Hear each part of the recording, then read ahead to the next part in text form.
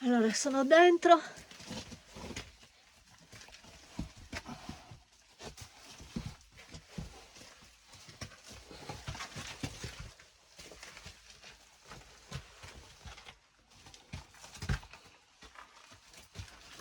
E questo è quello che vi dicevo, una specie di altare. Bellissimo.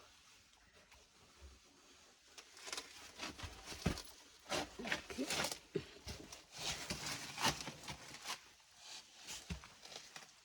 Questa alla fine, un odore di mandarini che non potete immaginare.